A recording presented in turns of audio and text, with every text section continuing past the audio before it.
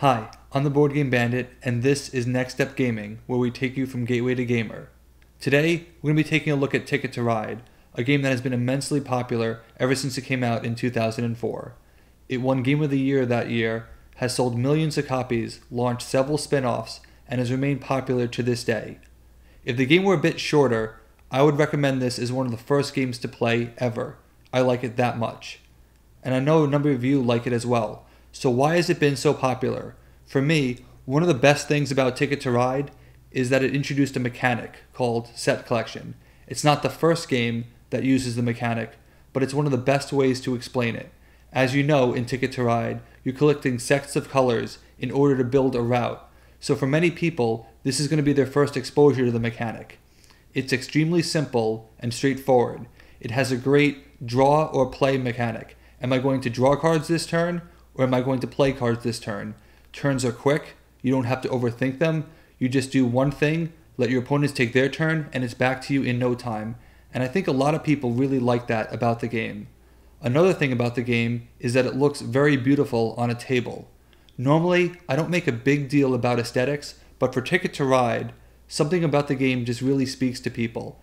The way it looks on a table, with actual trains. It could have been wooden cubes, it could have been any marker, but Days of Wonder, a company known for their production quality, made actual trains that give the game just an extra edge and really draw people into it because it feels like you're actually building a route of trains across America. That has proven to be very successful, a staple in all of their other games ever since, and I think Ticket to Ride really brings out its theme well through its components. Now that we know what made the game so popular, what games can we recommend to take you from gateway to gamer? Let's take a look.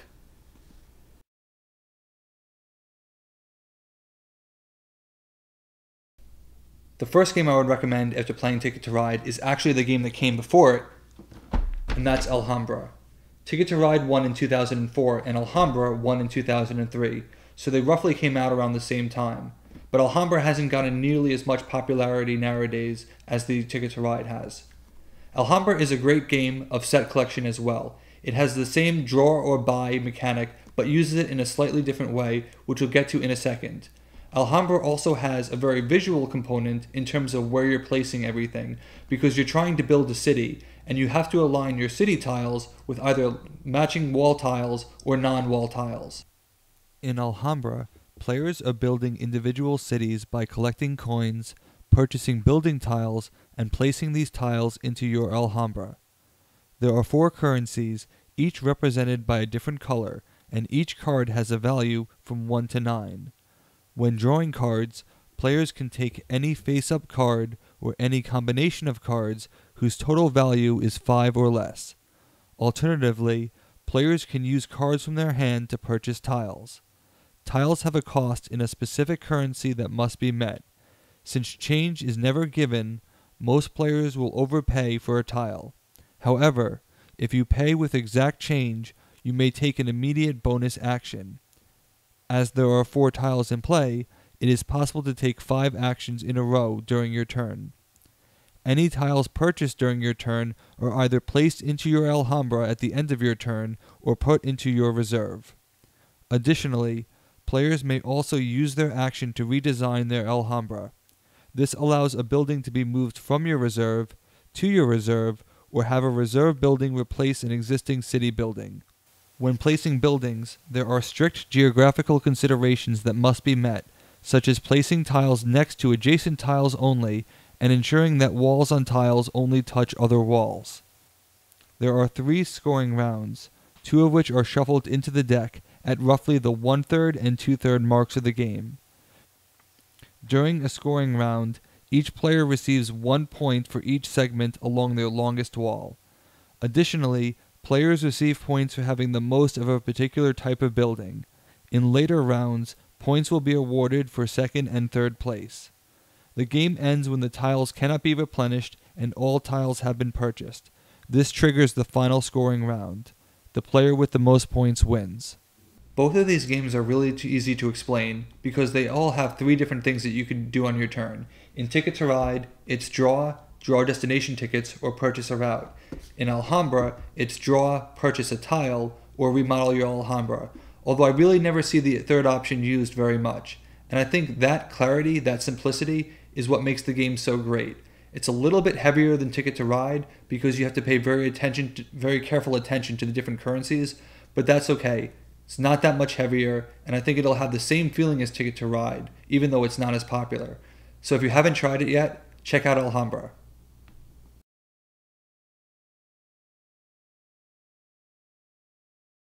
The next game I would recommend after playing Ticket to Ride is a game that has nothing to do with it, and that's Lanterns, the Harvest Festival. On paper, these games don't have a lot in common other than the fact that they're both set collection games, and I really didn't have a good reason for picking Lanterns, other than the fact that when I asked people what games they like to play and they'd say Ticket to Ride, I once got the idea to recommend Lanterns, and it was a great recommendation for them. So I started to do it more and more, and it's consistently been very popular with people who like Ticket to Ride. So I started to wonder, is there something actually in common between these two games? And I think there is. Both of them are set collection games. In Ticket to Ride, you have the draw or buy mechanic, but in Lanterns, that's streamlined through a different process in the turn. You can do an exchange, you can do a purchase, and then you can do your placing your tile action, which is what gives you the set collection in the first place. So let's take a look at Lanterns. Lanterns is played over a series of rounds where players will be placing tiles from their hand onto the board. Starting with the first tile, each player must place a tile such that it is adjacent to at least one other color on the board, although it can match as many colors as possible. For each color matched, a player will receive a bonus lantern of that color. Additionally, every player, including the players who are not involved on this turn, will receive the lantern of the color that is represented in the direction pointing towards them. Thus, each player will get at least one lantern per turn as long as those lanterns exist in the stack. Depending on the player count, the lanterns will have a certain number in each pile that is an exhausted supply. When one pile runs out, no lanterns will be given to a player, so it is possible to deny your opponents a future move by playing a tile that is disadvantageous for them. Additionally, there are platforms that will give favor tokens when they are placed next to a matching tile. Favor tokens can be used at the start of your turn when you spend 2 to exchange any one lantern for any other lantern from the supply. Then you can make a dedication which will earn you points. When you make a dedication, you will either trade in 4 of a kind, 3 different pairs, or 7 unique lanterns in order to score points. Usually, when a dedication is made, the point value for that dedication category will go down, although not always. Thus, the game is very simple. Each round will consist of making an exchange, making a dedication, and playing a tile from your hand. If you're looking for a great game that is light, not very complex, and looks great on a table, Lanterns definitely has the same feeling as Ticket to Ride. It can be played competitively, but mostly it's a straightforward light game, one that's very beautiful, and can be available on the App Store just like Ticket to Ride. If you haven't checked it out yet, I definitely recommend it. Lanterns.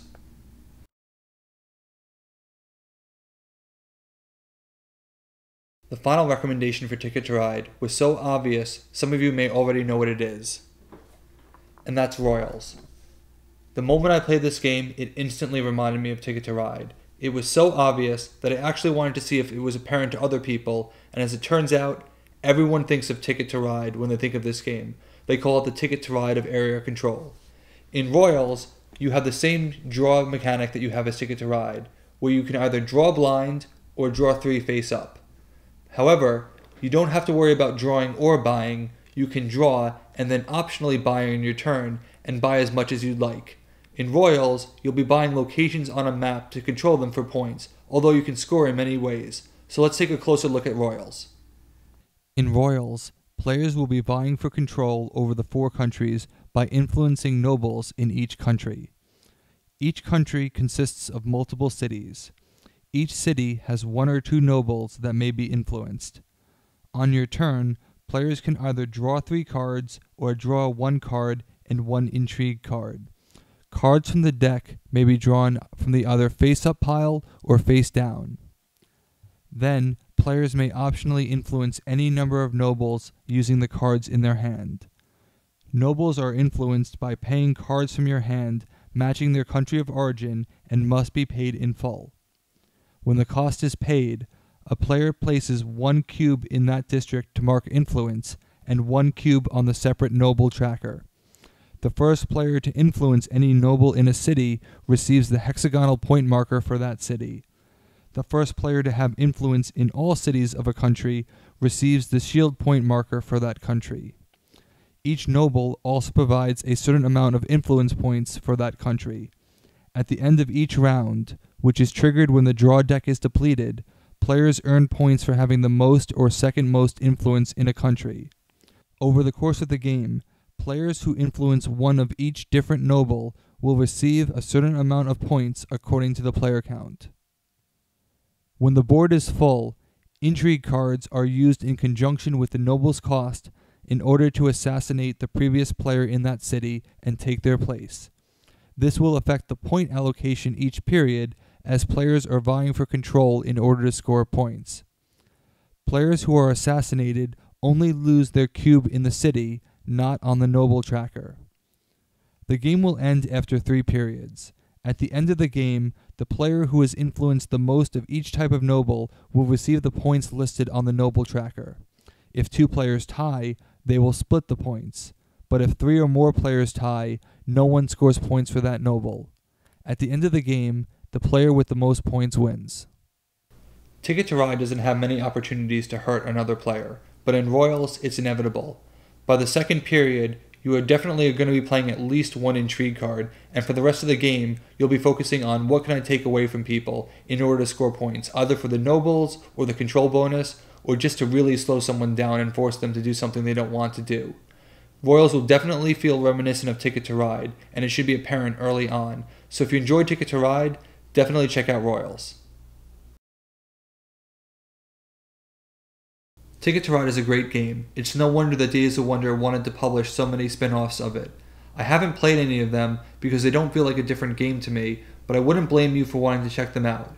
Regardless, I definitely recommend each of these 3 games. They all use set collection in a way similar to Ticket to Ride, whether it's for area control purposes in Royals or for scoring points for Lanterns or Alhambra. All 3 are great games that have been enjoyed by a number of people in many different gaming backgrounds, and I think you'll enjoy them too. I'm the Board Game Bandit, and this was Next Step Gaming. Let's see you next time.